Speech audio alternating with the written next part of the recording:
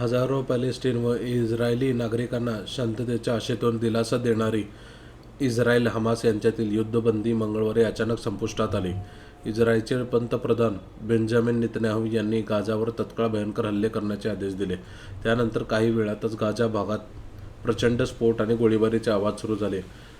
पोलिसांची सुटका तसेच गाझामधील इस्रायली ओलिसाचा मृतदेह सोपवण्याच्या तडजोडीतून अमेरिकेच्या मध्यस्थीने इस्रायल हमास यांच्यात युद्धबंदीचा करार झाला होता. या हल्ल्यांच्या पार्श्वभूमीवर हमासनेही आपल्याकडे असलेल्या एका इस्रायल नागरिकाचा मृतदेह देण्यास विलंब होईल असे जाहीर केले. तर पूर्ण जाणून घेऊ काय गोष्ट नेमकं काय झालं. 10 ते 29 ऑक्टोबर दरम्यान इस्रायल हमास यांच्यात 10 ऑक्टोबरला युद्धबंदी करार झाला होता. मात्र 19 ऑक्टोबरला हमासच्या गोळीबारात इस्रायलचे 2 सैनिक मारले गेले होते. त्यानंतर इस्रायलने केलेल्या हल्ल्यात 40हून अधिक पॅलेस्टाईनी मारले गेले. परिणामी आता ही युद्धबंदी पूर्ण मोडलेली आहे. कुठले कारण ठरले ते बघूया. इस्रायली सैनिकांवर हमासच्या सैनिकांनी गोळीबार केल्याचे कारण नव्याने युद्ध पेटण्यास कारणीभूत ठरले.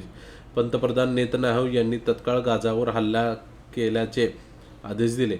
एका इस्रायली ओलिसाच्या मृतदेहाचे अवशेष सोपवण्यावरून तणाव वाढला होता. कराराचे उल्लंघन काय झाले ते पण बघूया. 2 वर्षापूर्वी हमासने ओलीस ठेवलेल्या इस्रायलीच्या मृतदेहाचे अवशेष तात्काळ सोपवले जाणे अपेक्षित होते, परंतु आक्रमक भूमिकेमुळे ओलिसाचा मृतदेह आता इतक्यात सोपवला जाणार नाही असे हमासने जाहीर केले.